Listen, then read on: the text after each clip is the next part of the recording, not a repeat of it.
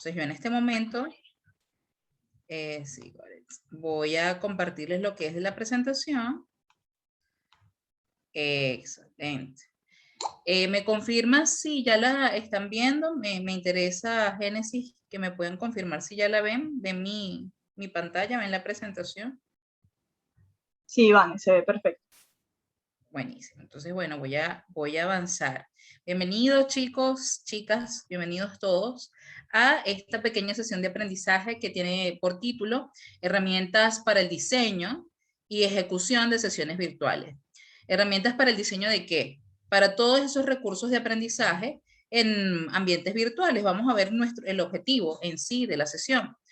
Es conocer estas herramientas pedagógicas que están en la web, que incluso están en nuestros mismos computadores, que a veces desconocemos las dimensiones y todas las herramientas que nos brindan, que son muy útiles, para crear recursos de aprendizaje con fines académicos o corporativos, pero que es el objetivo de estos recursos, su fin último es estar en ambientes virtuales. No es algo para la presencialidad, no es algo que quizás los ayude a la presencialidad de forma inmediata, sino que todo a entornos virtuales, como presentaciones por Zoom, por ejemplo, como dictar charlas, como estas sesiones de aprendizaje virtuales, todo lo que tenga que ver con entornos virtuales, ¿bien? ¿Alguna pregunta con el alcance de esta sesión? ¿Algo que quieran puntualizar antes de yo seguir?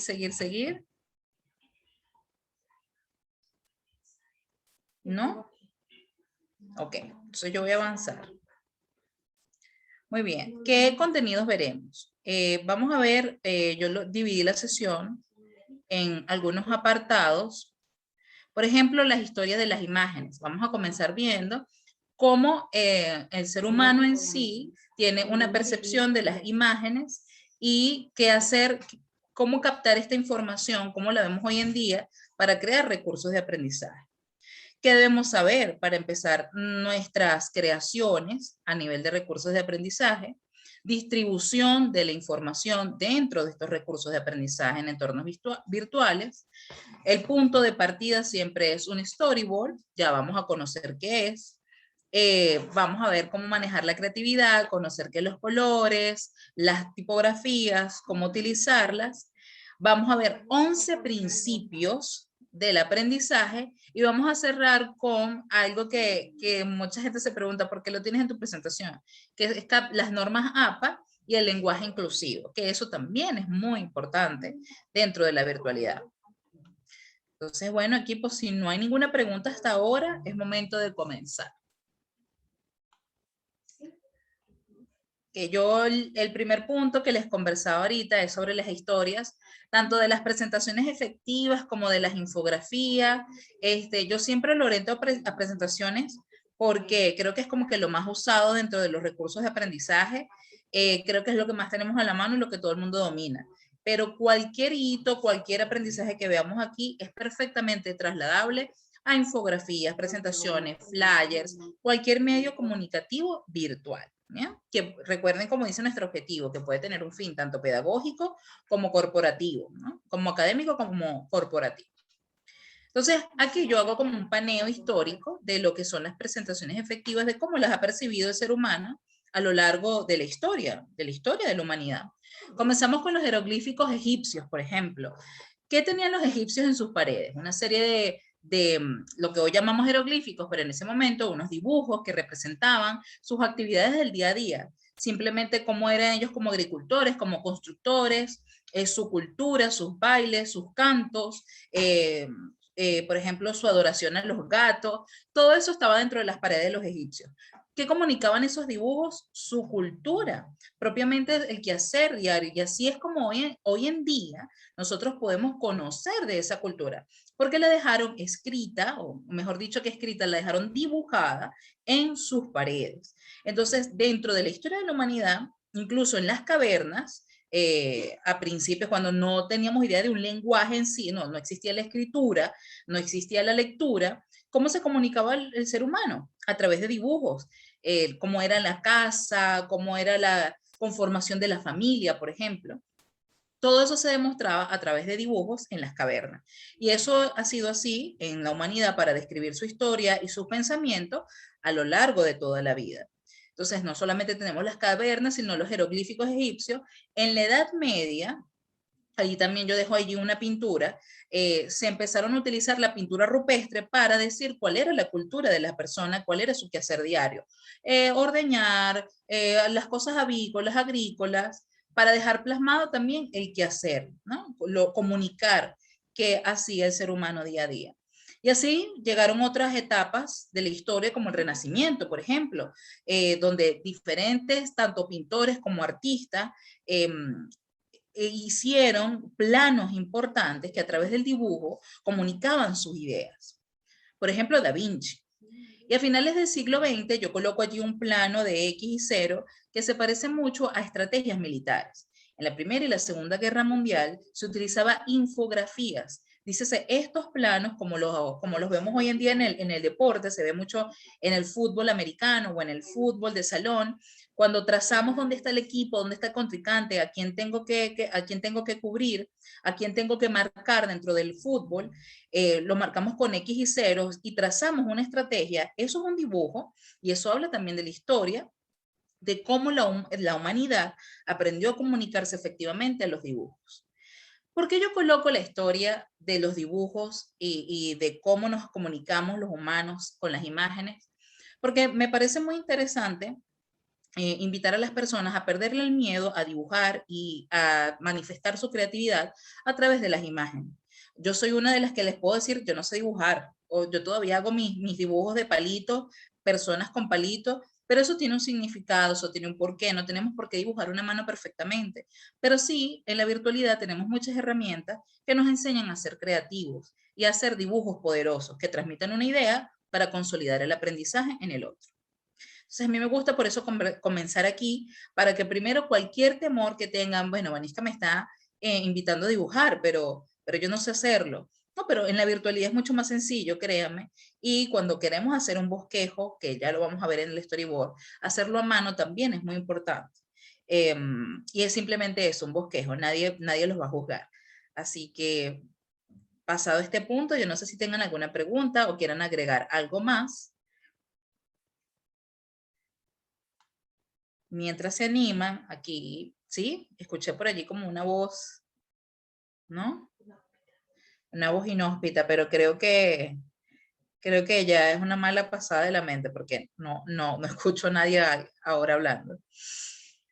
Bueno, a mí siempre me gusta empezar también con este mensaje de Richard Curtis, que él es el creador de Mr. Bean, es un guionista británico, creador de Mr. Bean y de otras películas británicas también muy buenas como El diario de, a esta chica rubia, Bridget Jones. Él es el guionista tanto de Mr. Bean como de El diario de Bridget Jones. Y él dice esta frase que la gente lee primero los gráficos y algunas veces es la única cosa que lee. Bueno, él como guionista, imagínense las palabras tan importantes que vienen de un hombre que se ha dedicado a escribir y que escribir es lo más importante que ha hecho en su vida y además que escribe muy bien. Hacer estas declaraciones, ¿no? Qué difícil que un escritor diga que lo más importante al momento de leer son los gráficos, como guionista. Es como decir, no sé, para un pintor lo más importante sea escribir. No tiene relación, porque bueno, tú eres pintor, tú eres artista, no te dedicas a escribir. Esto me parece curioso porque Curtis entra en una gran realidad y es una gran verdad.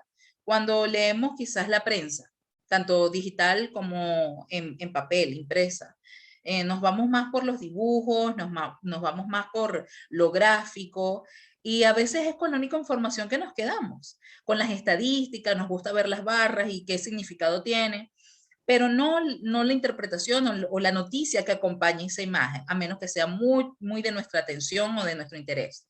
Entonces, habitualmente cuando se nos presenta una información, ya sea periodística o de didáctica, lo que leemos siempre primero son los titulares. Posteriormente observamos las imágenes y después, si tenemos tiempo o es interesante, prestamos atención al texto. Entonces, es por eso que a mí me gusta consolidar mucho este tema desde el principio, porque a lo largo de la presentación, a lo largo de esta sesión de aprendizaje, le doy un fuerte digamos, un fuerte énfasis a lo que tiene que ver con la imagen, más allá del diseño, que digamos es el concepto grande de esta sesión, es con la orientación al detalle, ¿no? Con ver, con detallar la imagen, cómo esto transmite un mensaje. A ver, tengo aquí el chat, lo pude ver, todo cool, sin ninguna duda. A mí me cuesta mucho ver el chat. Bueno, ya estoy en una edad, muchachos, ya voy a cumplir 30, entonces esto del multitasking lo he perdido con el tiempo, pero ahí vamos viendo cómo lo puedo abordar. A ver, entonces el siguiente tema es, ¿qué debemos saber para empezar cualquiera de nuestras creaciones? Bien sea una infografía, una presentación, no sé, armar una estrategia de un fútbol, lo que sea, que vayamos a crear. ¿Cuáles son los 3 puntos principales que debemos tomar en cuenta a la hora de iniciar nuestra creación? Primero, tema o idea definida. Por ejemplo, cuando me escribieron en el equipo de facilitadores para dar esta sesión de aprendizaje, ellos me dejaron muy claro el tema, herramientas para el diseño, para elementos virtuales, ¿no? Para ambientes virtuales. Entonces yo no podía llegar aquí hablándoles, no sé, de otra cosa como de diseño instruccional. Yo no puedo llegar aquí hablando de sostenibilidad en el ámbito pedagógico, porque se escapa mucho del tema o de la idea del objetivo que tiene esta sesión de aprendizaje.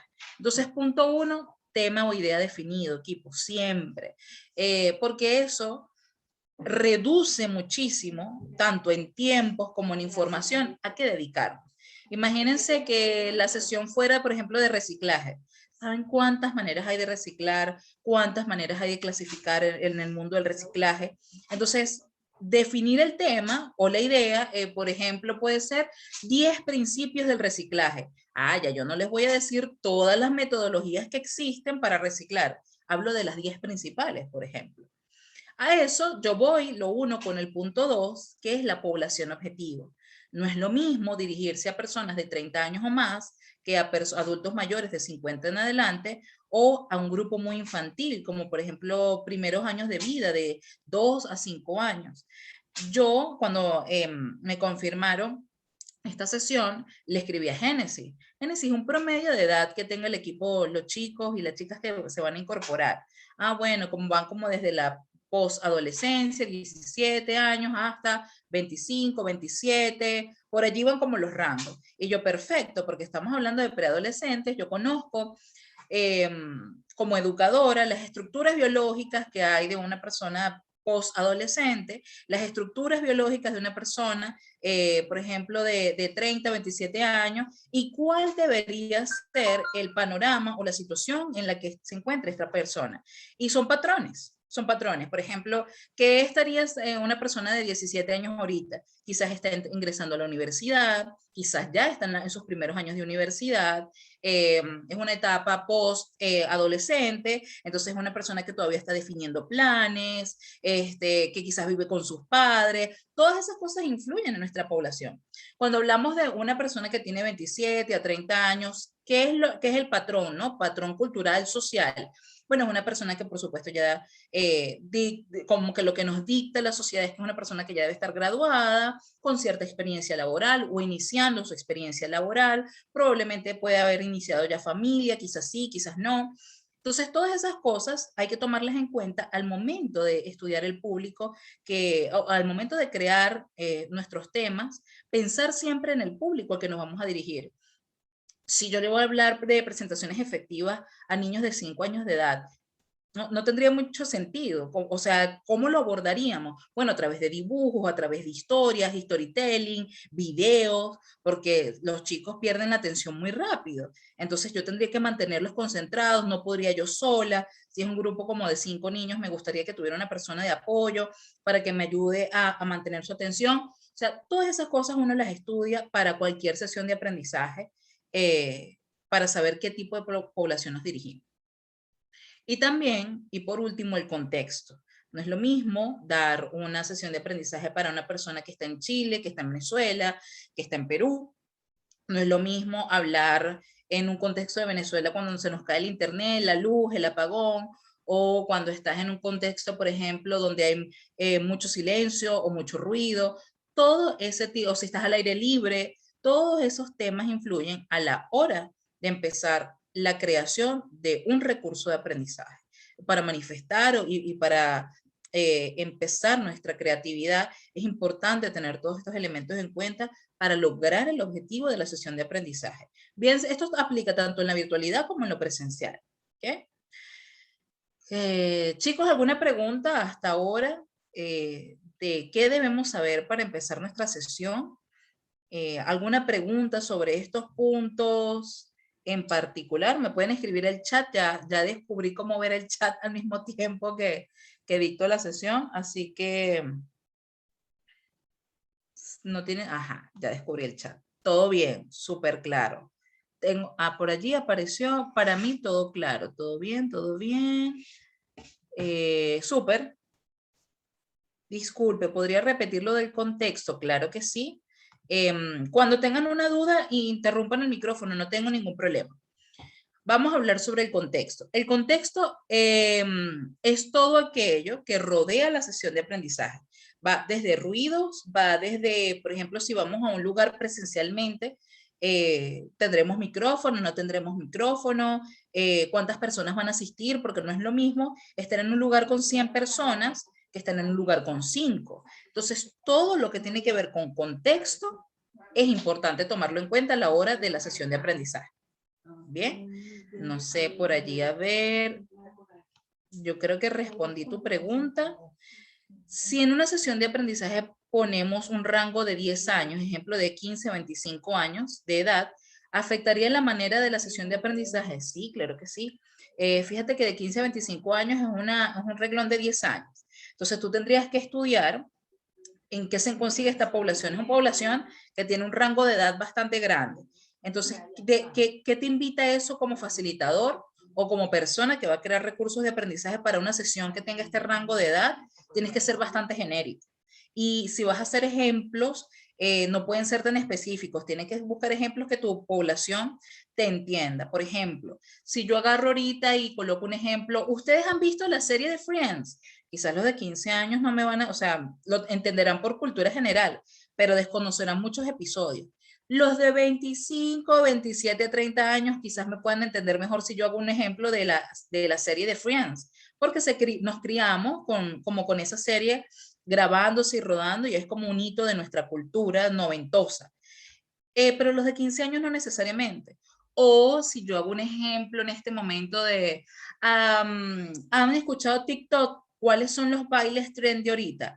Los de 25 años me dirían, bueno, no estoy seguro porque no me he descargado TikTok, no es lo mío, pero estoy segura que casi todos los de 15 años me van a decir que sí y me van a hacer el baile de TikTok y el trend, porque es algo que está dentro de su cultura adolescente. Y es parte del movimiento, ¿no? de la hora. Así que esas son cosas del contexto que tomamos en cuenta a la hora de la sesión de aprendizaje. Andrea Nelis. Andrea Nelis, sí, creo que lo dije bien. ¿Respondí a tu pregunta, Andrea Nelis? A ver, ¿quién más tiene una pregunta por allí? Sí, muchas gracias, perfecto. Entonces vamos a avanzar. Aquí sí voy a pedir que algunos habiliten los micrófonos porque quiero hacerle una pregunta. Vamos a empezar a hablar de los elementos que se consiguen dentro de un recurso de aprendizaje y cómo lograr que estos sean efectivos, estos elementos. No solamente colocarlos en el momento indicado, sino que estén presentes siempre en nuestros recursos de aprendizaje de forma efectiva y exitosa. Uno de los elementos de los que quiero hablarle es la distribución. Menos es más. Hay que aprender a simplificar la información. Aquí tienen 3 infografías de ejemplo. Las 3 hablan del mismo tema, que es de acoso escolar o de bullying. Quisiera que me dijeran o me ponen por el chat cuál es la infografía que, escuchen bien, la infografía que más les gusta a ustedes. La que más les gusta, la blanca, la azul o la amarilla. Me pueden dejar por el chat o si me lo quieren decir en el micrófono, no tengo ningún problema. La amarilla, muy bien. La azul, ok, la amarilla. Parece que tenemos más votos en la amarilla, ¿sí? Y una persona votó por la azul. Ahora están saliendo los votantes del azul. Ok, veo que nadie dice la blanca. Vamos a ver por qué pasa esto. En la blanca, no, que habla del tema del bullying, fíjese que su tema central, perfecto, Marieli, salió una defensora de la blanca, muy bien, de la infografía blanca. ¿Por qué la blanca no suele gustar tanto? ¿Qué tendrá esa infografía que no suele llamarle la atención? Aunque tiene un título precioso y un título bien grande que identifica de qué tema vamos a abordar, los elementos que están distribuidos en ella están mal posicionados. Por ejemplo, su letra es muy pequeña y no permite una buena lectura. Entonces se me dificulta entender, aunque sé que el tema es bullying, no sé qué aborda la infografía. Sus iconos son muy, muy pequeños. Cuando me refiero a iconos, son estos pequeños dibujos como las personas y los mapas que están allí. Y de repente me irrumpes en la imagen con un pizarrón que es como que tiene aún más información. Entonces, los elementos, la distribución de esa infografía no es la mejor. Aquí los leo, mucho texto. Ese es el grave problema de esta infografía, que tiene demasiado texto. Estamos en algo que se llama la era de la inmediatez. Nosotros no tenemos tiempo para ya, no es que no tengamos tiempo, pero ya nuestra dedicación para la lectura, para ver un PDF de 15 páginas, para vernos un video de 20 minutos, es muy escasa. Entonces, estamos en lo que se llama la era de la inmediatez. Cuando ustedes quieren aprender una receta de cocina, por ejemplo, y se meten en YouTube, no sé, quiero aprender a hacer empanadas de cazón. Empanadas de cazón, un video de 20 minutos y hay otro video de 5 minutos. ¿Cuál vamos a elegir? Yo quiero aprender rápido, yo necesito la información con rapidez, necesito aprender con rapidez. Por lo tanto, nos vamos a ir a un video que dure 5 minutos y les aseguro que ese video es tan bueno y efectivo como el de 20 minutos. Pero el de 20 minutos seguro el chef va a estar hablando de su infancia, de cómo aprendió, de quién lo enseñó, y yo no necesito esa información. Yo lo que necesito es saber hacer empanadas de cazón en 5 pasos, ¿sí? Aunque bueno, no sé si en 5 pasos se logre, pero lo más rápido posible, aprender a hacer esa empanada. Estamos en la época en la que la gente quiere inmediatez, así es. Yo no sé si es floja para leer, no, yo creo que es como una frase muy atrevida, porque no creo que nuestra generación de ahora sea floja. Creo que ahora sentimos que el tiempo vale más. Entonces, como nuestro tiempo es escaso, yo no tengo 20 minutos para dedicarle a, a ver un video de empanada, porque yo tengo que atender a mi hijo, o tengo que trabajar, o mi mamá está enferma, la tengo que ir a ver. Entonces, ahora hemos aprendido a valorar más nuestro tiempo. No creo que sea flojera, sino que el tiempo va muy, muy rápido y queremos aprender más rápido aún. Así que, efectivamente, en la blanca, la infografía de color blanco no es como la mejor opción. Tenemos la infografía azul y la infografía amarilla, que efectivamente son nuestras favoritas. ¿Qué rescato de esta infografía que me gusta de la distribución? Del azul, por ejemplo, me encanta es el título. Contra el acoso actúa, te invita a la acción. Entonces busquemos que nuestros recursos de aprendizaje inviten a hacer algo al estudiante. Lee el siguiente tema, sigue aprendiendo, continúa con tu aprendizaje. Ese tipo de invitaciones hacen que el estudiante se concentre más en los recursos y haga esa acción que nosotros le estamos indicando. Sigue leyendo, te invitamos a ver la siguiente página para aprender tal tema. Entonces el estudiante sabe que tiene que hacer algo para seguir su proceso, su experiencia de aprendizaje. Si eres víctima, recuerda. Entonces hay títulos o hay unos segmentos que me encanta de esta infografía que dividen por color, y esto lo vamos a ver más adelante, los títulos, las secciones, todos los iconos se parecen. Todos los chicos que aparecen allí tienen como un hilo conductor, se parecen entre ellos, la infografía está bien definida, hay un texto razonable, o sea, el texto es corto, es ameno. ¿Qué me pasa con la infografía amarilla? También me gusta mucho, sus iconos se parecen entre ellos, pero me sigue pareciendo que tiene mucho texto. Sin embargo, me gusta tenerla aquí porque ¿qué rescato de ella? Que sus secciones también están súper bien marcadas. Tiene un fondo marcado, tiene una iconografía impecable, ante alto al acoso escolar, me da estadísticas. En México, ¿qué está pasando? ¿Cuántas millones de víctimas hay? Si eres víctima, ¿qué hay que hacer? Eso me gusta mucho de la infografía amarilla. Entonces, cada una tiene como aspectos valiosos. Sin embargo, mi favorita, si quieren mi opinión, siempre también es la azul. Pero bueno, es una cuestión de gustos, porque también aquí entra el tema de subjetividad. Lo que a mí me guste no le tiene por qué gustar al otro.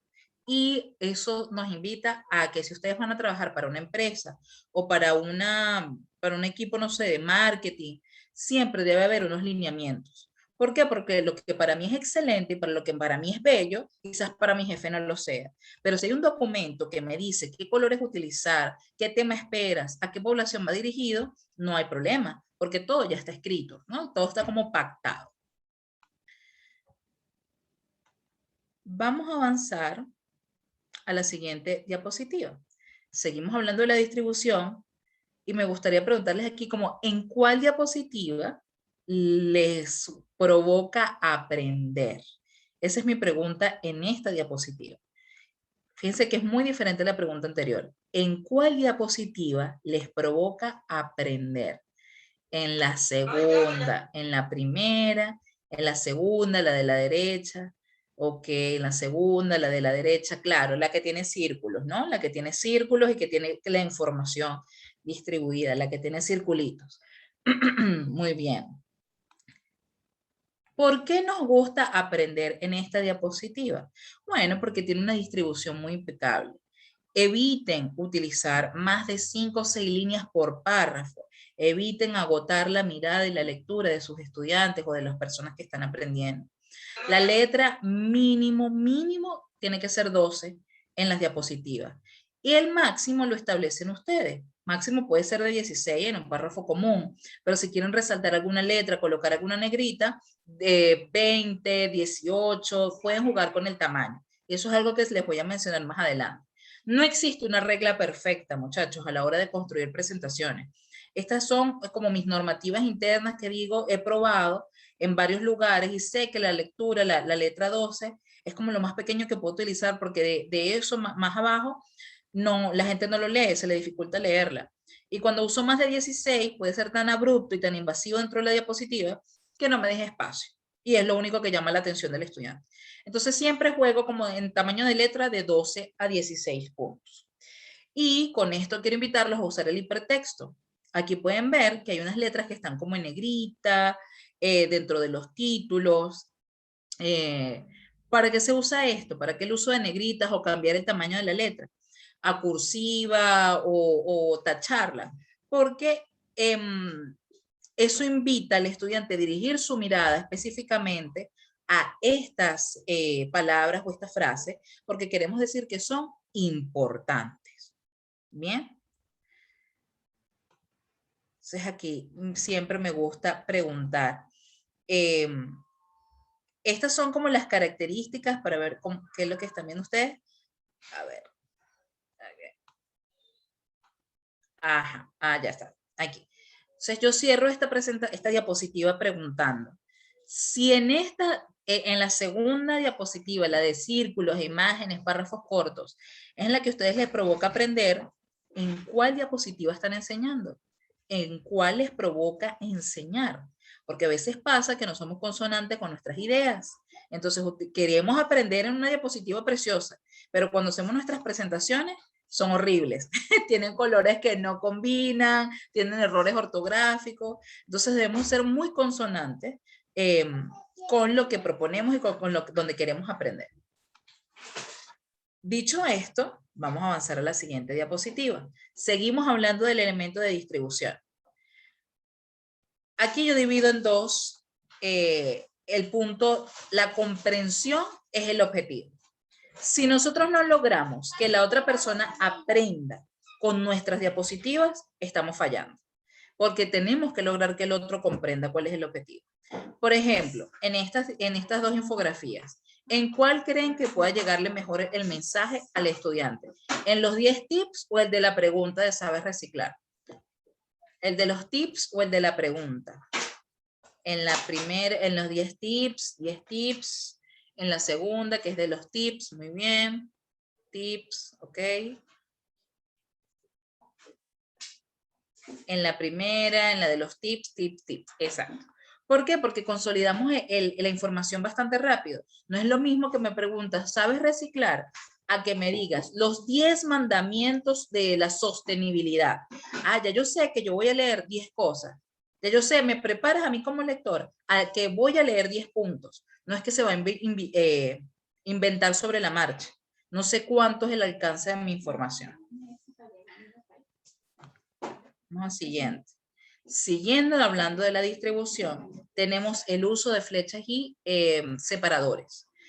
De estas dos, yo rescato muchas cosas. Un título prominente, por ejemplo, en la primera, ambas hablan de lo mismo, fíjense, ambas hablan de las redes sociales, y la primera divide por color, por logo, divide por logo, por nombre, por título, por tips, incluso toda la historia que cuenta bajo esta infografía de forma horizontal, las viñetas, viñetas no, los iconos que están en cada uno se parecen entre ellos. Lo mismo pasa con la segunda. Aquí sí no los voy a poner a escoger porque las dos nos gustan mucho. La segunda también tiene una división por colores, tiene uso de flechas, tiene el uso de iconos que se parecen entre ellos. Entonces, el uso de flechas y separadores lo que le indica a la persona que lee, esto pasa también en las presentaciones, en los flyers, es hacia dónde dirigir mi mirada. Las secciones que yo voy a ver, o sea, que una cosa se diferencia de la otra y que sin embargo, por estar en el mismo plano, pertenece a un mismo tema. A veces es un poco confuso, pero de eso se trata, que dentro de un mundo hay varias secciones y yo voy a poder identificar sus partes. Tan sencillo como eso. ¿Alguna pregunta de la distribución como hasta aquí? Quizá voy a abrir el chat. Entonces ya sabemos estos 3 puntos de la distribución. El espacio, el uso de flechas, ser concisos, todo claro. Ahora voy a hablarles de la información. Elijan bien las fuentes y háganle mención. Esto es un horror dentro del mundo de la virtualidad y de la academia y de lo pedagógico. En los cursos e-learning, al ser un material comercial para las instituciones, tanto para universidades como para cualquier academia, es fundamental cuidar los derechos del autor, tanto con el contenido que queremos citar como de las imágenes. O sea, ambas son importantes. Entonces aquí yo les dejo como un ejemplo de una infografía de ciertos beneficios de los que quería hablar, ¿no? De beneficios de un tema, y al final dejé un apartado específico para nombrar quién es el autor de esta temática, porque yo no lo inventé. Entonces en la academia es fundamental y es un símbolo de respeto, es un símbolo de respeto que tú utilices el contenido de otro autor y lo implementes dentro del tuyo para generar conocimiento. Aquí me hace una pregunta interesante. ¿Cómo se hace en el caso de que no se conozca la fuente? Tienes que buscar entonces otra, porque todo está inventado. Muchísimas gracias. Porque aquí todo está inventado. O sea, por ejemplo, si yo empiezo a hablar de los 10 tips de la sostenibilidad, 10 tips para reciclar, ténganlo por seguro, que debe haber miles de páginas que tienen 10 tips para la sostenibilidad. Cítenlas o coloquen la principal para evitar el plagio, exactamente. Justamente es esto para evitar el plagio. No podemos hacernos dueños de un contenido que nosotros no hemos tomado. Entonces me dicen, ¿siempre debe haber fuentes? Sí, siempre debe haber fuentes. ¿Qué pasa si la fuente soy yo? ¿Soy yo mismo el que generó eso? Bueno, se colocan ustedes como autores. Eso es totalmente válido. Esta presentación, por ejemplo, como la he creado yo, pudiera poner al final, creada por Viloria Vaneja, bajo el formato APA o bajo el formato que me pidan, me coloco como autor, porque yo soy la que generé ese conocimiento, ¿bien? O la generé ese recurso de aprendizaje. Dentro del ámbito de la información, también es importante generar valor y compartir conocimiento. Va muy unido a lo anterior. Porque, ¿qué pasa? Yo aquí mi presentación puede estar fabulosa, con una distribución impecable, pero no genero valor. Si yo les vengo a hablar a ustedes, por ejemplo, no sé, de cómo vestir, ay, se me fue, cómo ponerte una camisa exitosamente. Todos ustedes me van a decir, oye, Vanessa, yo tengo 27 años, yo creo que logré saber ponerme la camisa. O cómo teñir tu, no sé, algo muy sencillo, muy básico, no genera valor. Cómo colocarte, no sé, champú. Y ustedes me van a decir, bueno, Vanessa, yo creo que debería tener sentido común para hacerlo, ¿no? Pero cuando yo soy bastante específica y lo que quiero es generar valor, es, por ejemplo, cómo lavar tu cabello efectivamente cuando es rizo. Ah, no es lo mismo que decir cómo lavarte el cabello con champú. Ah, es que estoy especificando que es para un cabello rizo, que tiene un cuidado especial, un cuidado diferente, entonces estoy siendo suficientemente específica. Estoy generando valor. A mí me gusta usar esta presentación del café porque para mí generó mucho valor saber cómo hacer café aprendiendo de las medidas. Fíjese que cada taza, esta infografía me parece maravillosa, porque cada taza dice cuánto tiene de ingredientes para construir el café en total, o sea, cuando es expreso, cuando es americano, cuando es latte, eso es generar valor. Y la otra infografía la utilizo mucho porque viene de una experiencia laboral. En un momento, no sé si aquí todos están en Venezuela, creo que sí, pero si no son venezolanos, les cuento la historia que hay detrás de esta infografía. Una vez el Banco Banesco, en un proyecto en el que está involucrada, me pidieron ayuda para decirle a sus ejecutivos cómo tenían que ser más cortés y amables. Porque este banco tenía una particularidad y es que parecía que sus ejecutivos eran muy gruñones. A la hora de atender este banco tenía como no sé si sigue ocurriendo, espero que no, pero parecía que los ejecutivos no querían estar allí. Entonces uno iba a pedir una tarjeta, algún producto de ese banco y no tenía una atención amable, siempre eran como muy groseros. Y eso se volvió como una cultura, como un secreto a voces. En el Banco Banesco no vayas porque, ay, no, ese banco te atienden horrible. Y como el equipo de recursos humanos empezó a notar esto, empezó a escuchar esto, se empezó a crear rumores, y en el proyecto que estuve involucrada me dijeron, oye, queremos lograr a través de una capacitación que nuestro equipo ejecutivo, el que atiende público, sea más amable y cortés. En ese momento le preguntamos por qué ellos, o sea, qué usaban ellos hasta ese momento para poder ser amables y cortés, o sea, cómo le enseñaban a su personal a ser amable y cortés. Y me entregaron como 4 tesis, literalmente, unos libros así gigantescos, me los entregaron, mira, aquí está todo lo que deben saber los ejecutivos para atender a un cliente. ¡Pac! Y yo le digo, Dios mío, pero es que de por sí ustedes no están haciendo amables ni corteses con su equipo, o sea, jamás yo me leería estos 4 libros para entender cómo ser amable y cortés. Entonces, ¿qué hizo el equipo de diseño instruccional, los educadores que estaban detrás de este proyecto? Cada uno se leyó un libro, literalmente tuvimos, porque éramos 4 diseñadores instruccionales, era como paso 1 al 4. Y cada uno rescató 1 o 2 elementos importantes, indispensables para ser amables y corteses. Y así salió esta infografía de conoce los 10 trucos para ser más amable y cortés. Esta infografía se imprimió para cada uno de los ejecutivos y se dejó como un marcalibros. Entonces, es muy fácil recordar algún tips cuando lo tienes a la mano y con la facilidad, ¿no? De tenerlo a la mano y decir, bueno, ¿cuáles son los 10 tips que yo debo recordar para ser amable y cortés? Ah, esto, aquí está. En vez de leerte 4 tomos grandísimos que no te enseñaban absolutamente nada. Entonces, esa es la historia que hay detrás de esta infografía y siempre me encanta contarla porque es una forma de generar valor. O sea, ayudamos a una empresa bastante importante y de renombre en Venezuela. No sé si las cosas mejoraron mucho o poco.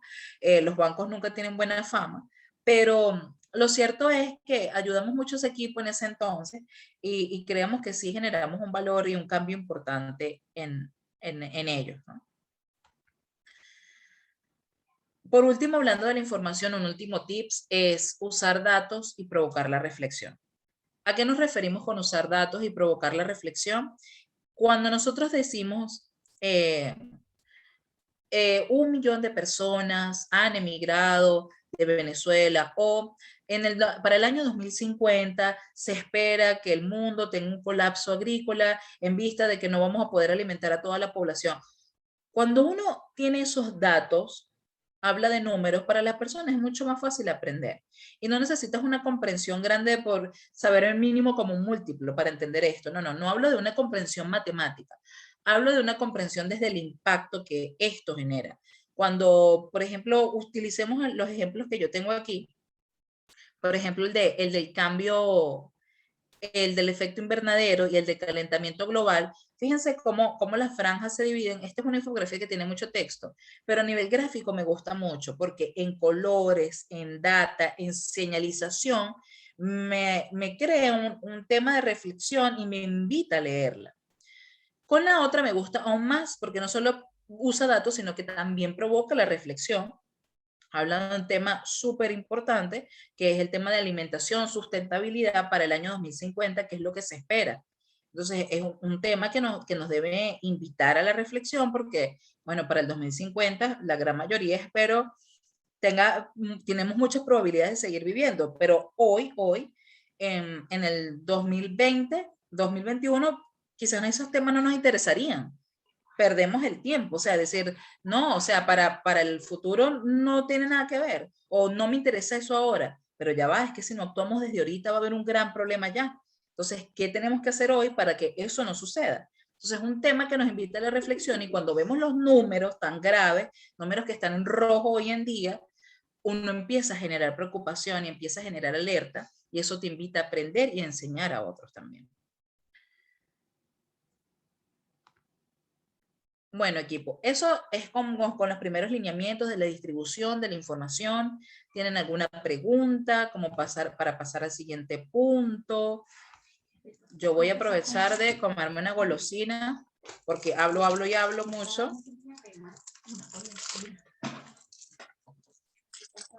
Oye, gracias, muchísimas gracias. Aquí tengo un equipo técnico increíble que me está ayudando a mantenerme concentrada para tener, sí, ahorita me toca mi espacio de hidratación, ahorita estoy con las golosinas. Todo interesante, todo bien, me encanta la info que les ha dado, qué bueno que les guste, de eso se trata. Hasta ahora todo súper. Opino lo mismo que Meliani, genial equipo. Me alegra que todo se comprenda, que se entienda. Brutal, brutal, súper. Voy a avanzar entonces al tercer punto que acordamos al principio, que tiene que ver con el storyboard.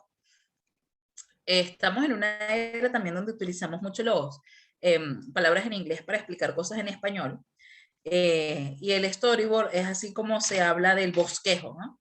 O del primer dibujo, cuando vamos a hacer un recurso educativo o corporativo. La palabra storyboard no es eso más que un concepto o una idea que está en borrador. Todos los productos educativos, todo recurso de aprendizaje que creamos debe tener una planificación. Debe haberse pensado primero para después llevarlo a la virtualidad. La emoción de crear algo nuevo puede hacer que nos dejemos llevar por esto. Por ejemplo, después de aquí ustedes quieren hacer una presentación fantástica con todos los tips y eso los emociona tanto y se aprovechan de lo que llamamos en Venezuela fiebrugo. Todos estos tips lo quiero implementar ya y voy a hacer un tema de esto. Pero cuando esa emoción no se canaliza a través de un storyboard o a través de una planificación, pasamos a las frustraciones y al retrabajo. ¿Por qué? Porque no tenemos quizás muy fresco algún tips, alguna información a la mano y perdemos nuestro tiempo después borrar, rehacer lo que teníamos. Tenemos que volver a, no sé, a ver una capacitación, a ver un video para recordar. O, por ejemplo, si yo no tengo mi objetivo claro o mi población objetiva clara, entonces después, no sé, yo creo que esto lo voy a dar para un equipo de personas de 30 años. Y después 5 días antes de que dé la presentación, no, mira, es un equipo de gerentes de 40 o 50 años. Te toca rehacer la presentación, porque puedes utilizar, quizás utilizaste conceptos o ideas que no van de la mano con la población objetivo que te replantearon. Entonces el storyboard nos ayuda como a consolidar todas las ideas, todo lo que queremos hacer, primero lo escrito, primero en un cuadernito, en una hoja, para después pasarlo, o quizás una PPT en blanco, una presentación en blanco, para poder llevar esto a la virtualidad. ¿Cómo creamos un storyboard? Esto se los voy a dar como modo de repaso. Escojan el tema bien que quieren diagramar, escojan los puntos claves de ese tema, subrayen las palabras claves, usen lo que se llama tecnología de texto, hipertexto, las negritas, tachar, sombras, aumentar el tamaño de la letra. Organicen la información en el formato que vayan a usar, sin imágenes aún. Por ejemplo, si ustedes van a hacer una infografía, vamos a utilizar los elementos que ya vimos, distribución de información que genere valor, uso de flecha. Luego de que esa información esté organizada, Ahora sí pueden determinar qué tipo de imágenes utilizar. ¿Son vectoriales? ¿Son imágenes reales? ¿Solamente utilizaré colores? ¿O son imágenes mías? Inspírense, busquen formatos. Ya todo está creado, chicos. Y como les dije, estamos en la era de la inmediatez. Eso de estar buscando y hacer una presentación de cero, qué colores uso, no, no, no, no. Búsquense plantillas, búsquense cosas que ya estén creadas, porque perdemos mucho tiempo en definir, esta será la mejor flecha, esta será la mejor imagen. No, no, no. Busquen todo eso descargado, cosas que le hayan funcionado, usen herramientas como Canva, por ejemplo, que es como muy popular dentro ahora del mundo del diseño, para facilitarles la vida, para poder ganar tiempo. Sobre todo, no sé si les pasa a ustedes que a veces las presentaciones que tenemos que hacer las hacemos en corto tiempo. Nos dicen, mira, el viernes hay una presentación de estadísticas del proyecto para el gerente. ¿Puedes darla tú? Y solamente tenemos 3 o 4 días. O mira, hay un análisis, un informe que presentar mañana. Tenemos el análisis, tenemos el informe, tenemos la data, pero no una presentación bonita y digna donde presentarla. Entonces, búsquense cosas prehechas, prelistas, que tengan también su toque, o se le cambiarán uno que otro color, pero no eviten hacer cosas desde cero porque les consume mucho tiempo.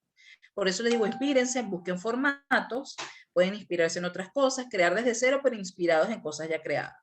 Y listo, ahí tendrían el storyboard, manos a la obra. Yo hago un repaso muy sencillo del storyboard porque es un tema muy amplio. Simplemente les dejo como los 7 puntos aquí más importantes y así ustedes van creando también como su paso a paso, porque no es una receta de cocina. Cada quien tiene su forma de hacer su storyboard. Por lo menos a mí en particular, de la vieja escuela, me gusta escribir. A mí me gusta tener una hoja en blanco, un lienzo, donde yo digo, bueno, esta infografía la voy a hacer así, aquí me pensé tal elemento, quiero resaltar esta palabra. Hay personas que se van directamente a lo virtual, tienen una PPT en blanco y empiezan allí a distribuir la información. O sea, como es algo muy personal, yo simplemente les dejo estos 7 tips y ustedes lo implementan como gusten.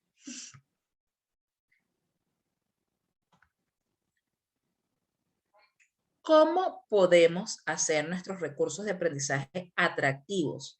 Bueno, hay 3 puntos fundamentales, 3 cosas que nos fallan y que debemos tomarla en cuenta siempre a la hora de crear una presentación, una infografía, un recurso de aprendizaje para la virtualidad efectivo, que es el color, la tipografía y las imágenes. Vamos a ver cada una de ellas.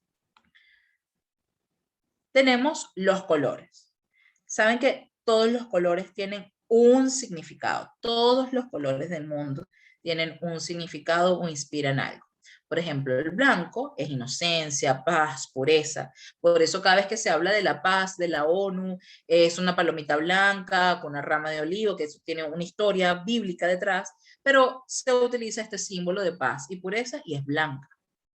Color rojo, pasión, peligro y acción. Por eso todas las cadenas de comida casi siempre implementan rojo en sus logos o en su escala de colores, porque como invita a la acción, te invita a comer. Por lo menos cadenas como Wendy, McDonald's, Burger King, en su tipografía, en su logotipo, siempre tienen rojo, porque es algo que te invita a la acción, a hacer algo.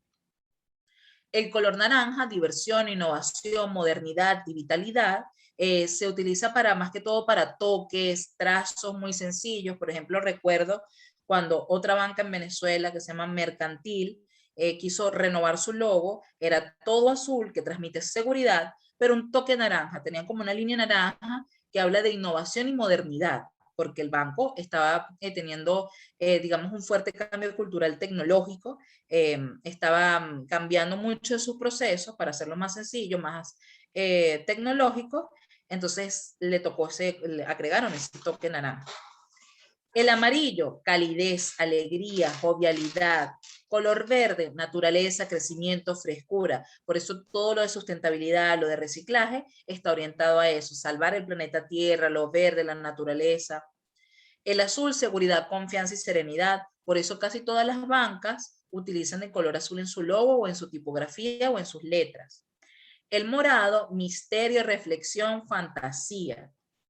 Y color negro, por eso cuando vamos a un show, no sé, de magia o de stand-up, de humor, hay mucho morado y mucho rojo, porque te invita a reírte, el rojo te invita a la acción y el morado es el misterio, la fantasía que hay detrás de un show como estos. Y luego está el color negro, que tiene que ver con lo sofisticado, lo elegante, la muerte o la eternidad. Es uno de los colores más poderosos porque abarca mucho, es muy popular y habla de dos cosas que parecen contradictorias, pero sobre la muerte y sobre la eternidad, ¿no? Y la elegancia. Entonces es un color de mucho, mucho impacto. A ver, ¿qué tengo por aquí en el chat? Team, negro, team rojo con negro, sí. Yo soy más de negros. Yo ahorita todavía me estoy reconciliando con el color rojo, todavía tenemos cosas que hablar para poder usarlo, pero lo he estado implementando, también me gusta mucho el rojo. Les confieso que yo, en particular, mi color favorito es el marrón, entonces es un color quizás muy raro para utilizar en ropa, pero entonces trato de irme por los colores tierra, entonces a veces los colores se vuelven muy personales. Hay gente que le gusta vestirse de colores muy fuertes, como el naranja, como el amarillo, y eso los identifica y eso está bien, habla de tropicalidad, de diversión, de felicidad. El azul también es un color muy, muy bonito. Todos los colores son especiales, pero como les comento, todos tienen su significado. Es importante conocer los nombres de los colores. Todos los colores del mundo tienen un nombre. Quizás esto les parezca loco, pero es verdad, existe. Todos los colores en el mundo tienen un nombre que se llama Pantone. El Pantone es el nombre propio de un color. Eh, por decir, nosotros que no, bueno, sobre todo los latinos que nos encanta inventar colores, que sí, rojo tomate, rosado bebé, azul porcelana de baño. Tenemos unos colores rarísimos, pero sabemos a lo que nos referimos con esos colores. Entonces, esos colores no se llaman así. Esos colores tienen un nombre que se llama Pantone. Entonces, el Pantone es ese código hexadecimal que a veces nos viene con el color, que es el H52F hashtag. Ese es el código hexadecimal que tiene el color y ese es su Pantone. Los códigos, el RGB, que es Red, Green and Blue, que tiene ese color, es el nombre propio de ese color. Entonces es importante cuando ustedes tengan que hacer quizás una línea gráfica a nivel de diseño, quizás tengan que trabajar la presentación de un cliente o quieran hacer la presentación de su academia, de donde estudian, saber cuáles son los colores, cuál es el Pantone de esa empresa o de esa institución. Porque ¿qué pasa cuando muchas veces cuando los trabajos colaborativos? Me reúno con 3 personas, en el equipo y 3 personas. Vamos a hacer la presentación de, no sé, del colegio. Ah, bueno, ¿cuáles son los colores del colegio? Amarillo, rojo y blanco. Buenísimo, cada quien hace su parte y después juntamos todo. Resulta que yo usé amarillo pollito, mi amiga utilizó amarillo mostaza y mi otra compañera de trabajo no entendió amarillo, sino que era naranja. Entonces esa presentación quedó horrible. ¿Cómo nos aseguramos de que todos tengamos el mismo color? Con el Pantone. Pasamos el código de ese color a cada uno de los miembros del equipo y nos aseguramos de que no sea un azul más clarito ni un azul más oscuro, es el color que representa a esa institución.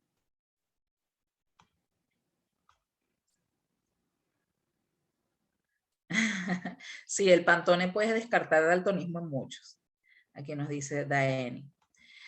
Muy bien, ¿cómo combinamos entonces estos colores y cómo les damos vida? Pues aquí tenemos un par de herramientas que ojalá tengan la oportunidad de verlas más adelante y conocerlas. Se llama, mi favorita es Adobe Color, pero está también Paletable.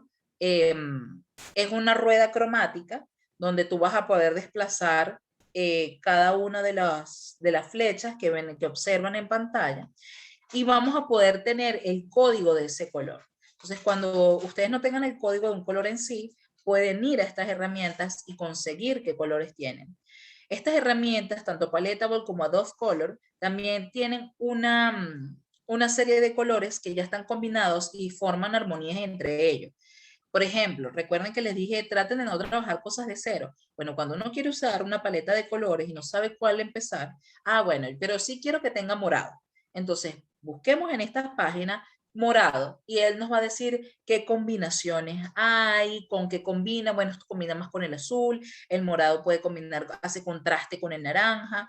Entonces es interesante cuando uno a veces tiene escasa creatividad y para ahorrar tiempo, usar estas herramientas que nos indican qué colores utilizar y su código de una vez. Finalizo entonces con este tema todo lo que tiene que ver con colores. Voy a pasar ahora a la tipografía, que es uno de esos 3 elementos que le comenté: colores, tipografía, imágenes. ¿Qué tipografías utilizar para sus recursos de aprendizaje? La tipografía también importa. Debe ser legible, debe ser moderna, sin muchos adornos. Recuerden que menos es más, y debe tener un tamaño adecuado. ¿Qué pasa, por ejemplo, cada vez que nosotros vemos la tipografía de Disney? Sabemos que es algo que pertenece a Disney, o sea, es algo que identifica esa marca. La tipografía, por ejemplo, Comic Sans, que es algo con lo que casi todos crecimos. Basta de utilizar Comic Sans, basta de utilizar Calibri, basta de utilizar Times Roman, Arial. Eso se lo dejamos a empresas muy corporativas y tradicionales. Utilicen para plano personal, o si quieren proponer líneas gráficas, tipografías modernas. ¿Cómo hacer esto? Bueno, aquí les dejo 2 herramientas súper poderosas, una herramienta donde podemos descargarnos tipografías y instalarlas en nuestro computador para que la presentación que queremos en ese computador tenga esa tipografía. Se llama DatFont. DatFont me encanta porque uno puede ver los estilos de tipografía dentro de esa página web y escoger el que más nos gusta e instalarla en nuestro computador.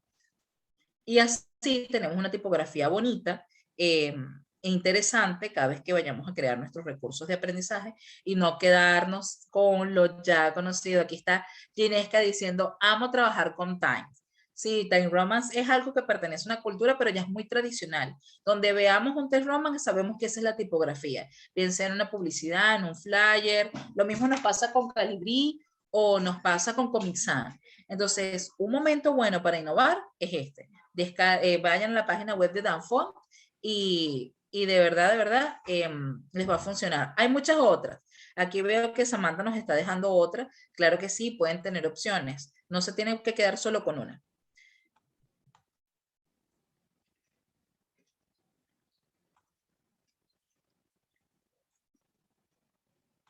Ajá. Vamos con imágenes de impacto. Aprendimos en el primer momento de esta sesión de aprendizaje que las imágenes juegan un papel trascendental en todos nuestros recursos de aprendizaje. Entonces, estas imágenes de impacto podemos dividirlas en 2: reales o fotográficas, como este paisaje que vemos aquí, o vectoriales. Vectoriales son aquellas, estos iconos, estos dibujitos que vimos en las infografías, estos chicos, estos niños, todos estos elementos que están como dibujados son vectoriales. ¿Por qué vectoriales? Porque dentro del mundo de diseño gráfico utilizamos aún los vectores, eje X y eje Y, para dibujar, para crear. Entonces se llaman elementos vectoriales porque dentro de estos programas, como lo es el Illustrator, que es el más utilizado por los diseñadores gráficos, utilizamos estos eje X y eje Y para construir elementos gráficos. Por eso se llama así. ¿Dónde podemos conseguir imágenes buenas para nuestras presentaciones, que no necesitemos derechos de autor? Flaticon, mi favorita para iconos. El de este dibujito del Android es FreePic, que también es la más popular, y les regaló otra que se llama Pexels. Son páginas libres de derechos de autor, que estas imágenes están perfectas para utilizarlas en en recursos de aprendizaje. Nadie nos va a demandar, por eso las vemos en muchas publicidades también. Hay imágenes que son como muy populares de esas páginas web, y luego solo la descargan y la pueden insertar en sus recursos de aprendizaje. Hay unas que sí son pagas, tanto Flaticon como FreePic tienen premium, o sea, tienen como paquetes premium, imágenes que solo las puedes usar si pagas.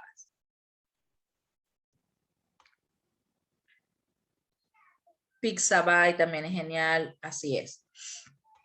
Hay muchas opciones. Esto en general se llama banco de imágenes. Entonces, si ustedes colocan en Google banco de imágenes sin derechos de autor, van a aparecerle muchas opciones. Bueno, chicos, ya he hablado mucho, ya prometo ir cerrando. Les estoy dejando como tips, cosas para que vayan tomando nota, lo vayan buscando, para que en un futuro lo usen. Voy a finalizar voy a finalizarme con 2 temas. Que son los principios del aprendizaje multimedia, y luego con normas APA y el lenguaje inclusivo. En los 11 principios de aprendizaje multimedia no son mis 11 principios, son los 11 principios de una chica que se llama Alejandra Ávila, diseñadora instruccional muy famosa en Estados Unidos, una pionera que tiene un blog espectacular en castellano, en español, que le invito a que la conozcan, ojalá puedan ver su página web. Ella tiene estos principios, 11 principios del aprendizaje multimedia, que vamos a detallar cada uno de ellos. El primer principio es: utiliza imágenes y texto, utiliza imágenes más texto en vez de solo texto. O sea, ya hablamos de la importancia que tienen las imágenes. Entonces, dejar solo texto en un párrafo, en una presentación larguísima, además un texto que tiene como 20 líneas, es aburrido. Eso no va a garantizar el aprendizaje en nada. Entonces, ¿qué nos dice el principio 1? Utiliza imagen que acompaña el texto.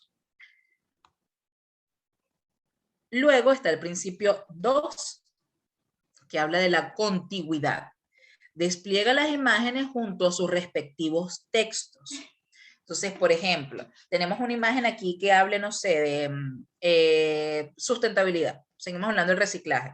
Pero después de esa imagen, 2 diapositivas más allá, es que está el texto que habla de sustentabilidad. Eso no tiene para nada sentido. Entonces, el principio de contigüidad nos dice, cada vez que tú vayas a poner una imagen, colócala con el texto que se relaciona de forma contigua, de forma cercana, para nosotros relacionar que esa información va con esta imagen. Y es mucho más fácil que mi cerebro recuerde la imagen, pero como ya recuerdo la imagen, tengo noción de lo que significa esta imagen. Principios de temporalidad, el principio 3. Presenta las imágenes y sus textos al mismo tiempo. Entonces, no es solamente que lo presentes contigo, juntos, sino que ocurran al mismo tiempo. No es que primero va la imagen y después va el texto, primero el texto y después la imagen. Trata de que estas cosas que se relacionan, su hilo conductor, aparezca al mismo tiempo. Vamos a seguir avanzando con los principios. Vamos al número 4, que habla sobre el principio de modalidad. Imagen más narración es mejor que imagen más texto.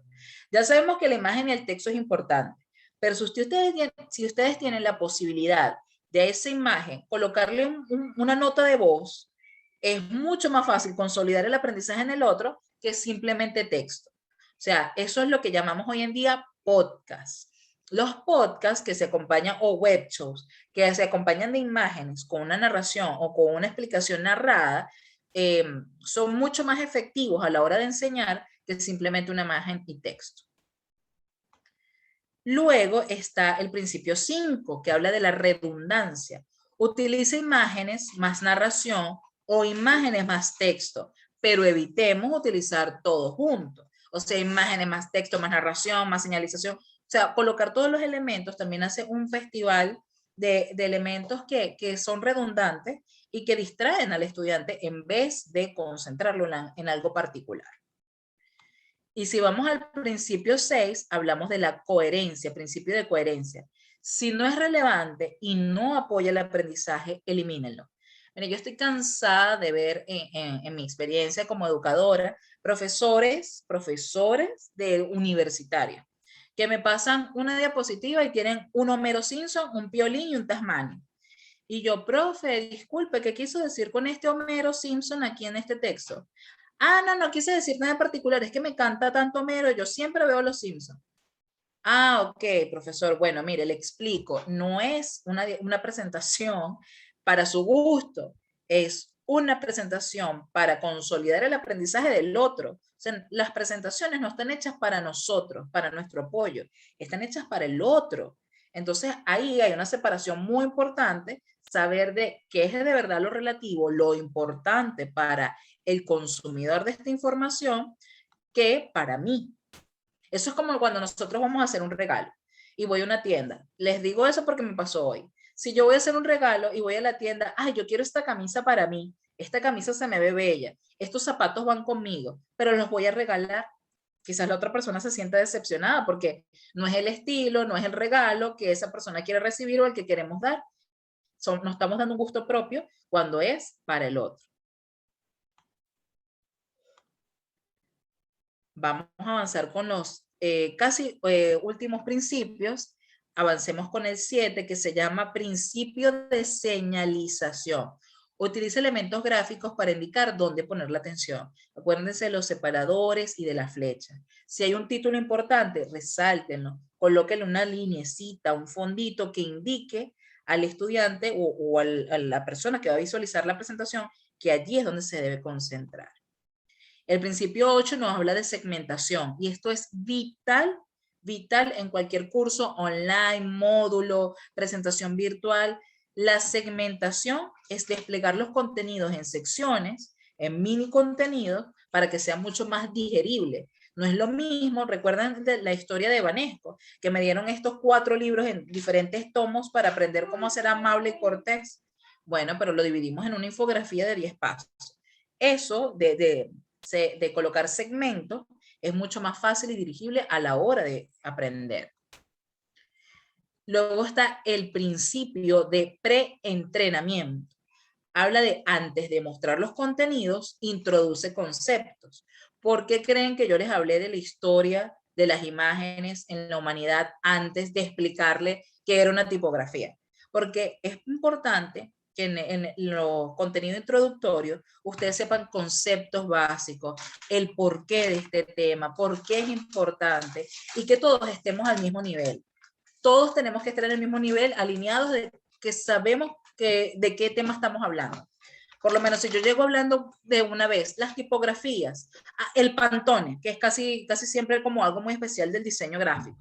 El Pantone es, y si yo empiezo con ese tema de Pantone y la gente no sabe qué es, entonces hay que regularizar primero, nivelar los conceptos para ir desde lo más general a lo más específico. Y ahora sí, llegamos a los últimos 2 principios, que tiene que ver con el principio de personalización y el principio de voz. ¿Por qué? Porque utilicen tonos cercanos antes que formas, este principio de personalización tiene que ver, gracias. Este principio de personalización tiene que ver con que humanizar los recursos de aprendizaje. Utilicen tonos cercanos antes de formales. Por ejemplo, cuando ustedes les dicen, hola, bienvenidos a este recurso de aprendizaje. O sea, es como un tono muy formal, ya yo sé que voy a entrar a como algo académico, pero si yo presento y digo, hola, bienvenidos a esta experiencia de aprendizaje, espero que estén cómodos y se encuentren bien, listos para aprender. Es un tema mucho más humano, mucho más cercano, tuteo, y hago sentirlos cómodos en esta experiencia. Pero si me pongo muy académica, muy rígida y empiezo a separar mi público, quizás haya un elemento de timidez donde, oye, no me siento como totalmente cómodo con esta persona o con este recurso de aprendizaje y no me termino de conectar. ¿Y por qué el principio de voz? Bueno, porque cuando le agregamos voz humana, nuestra voz, a los elementos, a los recursos de aprendizaje, es mucho más ameno para el otro y hace que nosotros recordemos esta voz fácilmente, que sea una voz robotizada o descargada de internet. Aquí tenemos a Valentina diciendo, a mí no me gusta ser formal facilitando, pero a veces siento que soy demasiado informal. Bueno, es un punto de equilibrio importante que uno va desarrollando con la experiencia, no se logra de la noche a la mañana. Yo tengo un problema personal y es que yo fuera de mi trabajo yo hago stand-up comedy, entonces siempre me gusta estar contando un chiste, pero en este tipo de sesiones de aprendizaje tengo que evitar por lo menos lo que son las groserías o subir el tono o hacer bromas, porque no estamos a ese nivel. Entonces hay que aprender a separar como un poco cuál es el ámbito académico, qué puedo usar, qué puedo traerme desde los 2 mundos, porque bueno, eso también es humano y es normal. Y ya para entrar en nuestro último punto, muy sutilmente, normas APA. Sé que es un tema como álgido, a veces en las personas escuchan las normas APA y es como, ¿qué? Porque vamos a hablar de normas APA. Bueno, porque en la virtualidad esto es una exigencia. Recuerden que debemos siempre tomar en cuenta los derechos de autor y darle, renombrar a esta persona que ya generó un conocimiento o una información. ¿Qué deberíamos tomar en cuenta? Bueno, los aspectos básicos siempre son nombre y apellidos del autor o autores, año de publicación, título de la publicación, lugar y editorial. Es lo básico. Ahí no hay mayor trauma. Es simplemente como aprendernos esta fórmula. Y si es de la web, ¿Qué tenemos que hacer? Bueno, incluir el nombre de esta revista electrónica, de esta página web, colocar el link o el URL que nos llevaría a ella. Y siempre tomar en cuenta que esté habilitado. Porque ¿qué pasa con muchas páginas web? Que se desusan con el tiempo, se caen, ya no son las mismas. Entonces ese contenido o esa información siempre debe estar actualizada. Vamos a hablar un poco de lo que es el lenguaje inclusivo. Y es algún tema que está en boga ahorita. La RAE, la Real Academia Española, actualmente no permite el uso de arrobas, barras laterales como estimado slash o barra lateral a, estimados y estimadas, y la letra E al final de ciertas palabras, como todes o niñes. Eso no está aprobado. O sea, académicamente, pedagógicamente, no está aprobado. Sé que por tema cultural e inclusivo, muchas personas sientan que violentan su género o que violentan de alguna forma su modo de pensar. Pero la academia o el origen de estas de nuestro castellano no está hecho con ese propósito, no está hecho con la imposición masculina, está hecho con un tema inclusivo desde la letra O. A veces es como un tema cultural muy difícil de atender, pero es lo que académicamente se usa. Fuera del contexto académico nos podemos llamar y nombrar como queramos.